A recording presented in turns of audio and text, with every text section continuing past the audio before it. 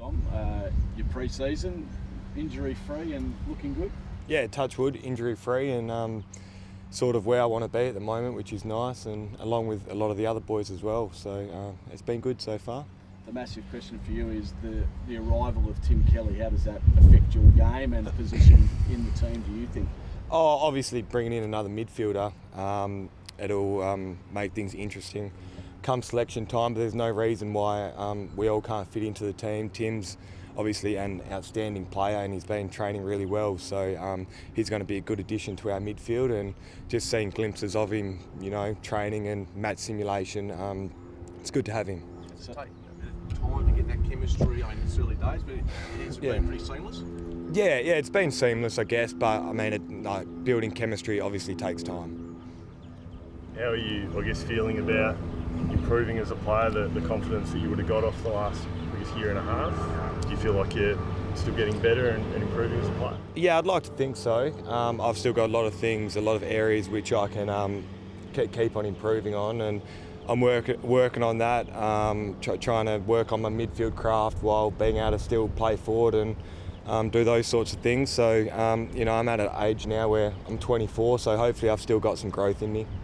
This time last year we were talking about the great goal and the great performance in the grand final. How's life changed this time around as we speak to you now? Oh, it feels like a long time ago now, you know. The footy world moves pretty quickly, so all I can think about now is my next training session and going forward in 2020. Off the back of that, coming from a premiership year, then this year obviously bowing out a bit earlier, is there a different vibe around the place in terms of, you know, coming off a flag as opposed to falling a bit short?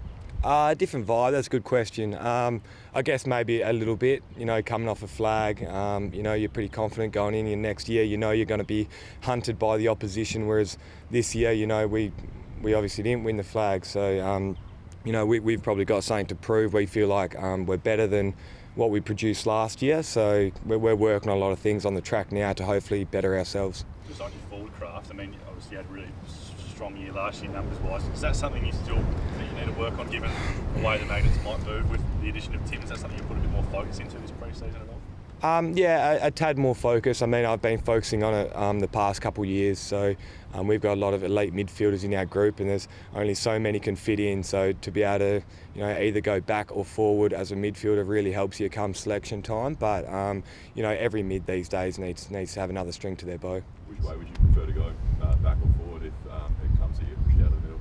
Well, what do you reckon? Forward, I reckon. Yeah, forward. Yeah, forward. And as far as going against Kelly, have you had to match up against him much for match sim or any sort of scrappies? A little bit. Luckily, we've been on the same team a fair bit, but you know, he's moving really well. He's you know, what he does around the stoppages and the way that he covers the ground and can find the footy is unbelievable. So he's been good to watch and to work with so far. How different is he to what you've already got, and what will he bring that maybe you were lacking last year? Yeah, I mean, you know, just something different to the midfield. Everyone knows how good he is and what he brings to the team. So we've obviously got the likes of Shuey and Yo, who are our bulls and explosive inside, but then you've got Tim Kelly, who's that crafty sort of smart midfielder who can sneak forward of the footy too. So, you know, he definitely adds a different dynamic to our midfield, which we probably needed. Do you think you can, I guess, get that chemistry going with Nick and your rucks pretty quickly? Oh, absolutely. I don't see why not. You know, like I said, it takes time, but there's no reason why we can't, you know, fast track it. And, you know, what we're doing out on the track at the moment, I think things are working. So hopefully we can keep progressing and work on that relationship. Saw some great vision of Scully and Josh going. Yeah. Ahead. It's a good sign they're so competitive, but Josh, particularly with, you know, his previous pre-seasons, hasn't always been right to go. He looks in pretty good health. Yeah. No, he does. He looks really good. You know, it's always nice when you see footage of those old boys going at it so hard this time of the year. You know, a lot of them tend to have restricted pre-seasons and stuff like that, but those two are full training and going really well at the moment, so it's good to see. And McGovern and Barris, you're pretty confident they'll be right for round one, because they're pretty crucial to your team. Yeah, I think they're obviously taking it slow with Gov.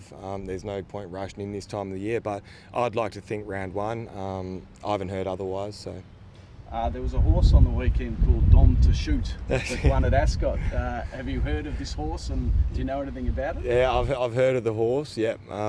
But I should have had some money on it. It won, but I didn't.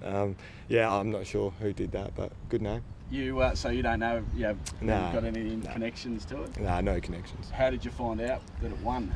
Tim Gossage tagged me on Twitter, actually. Yeah, that's how I found out. It's always on Twitter. Yeah, yeah.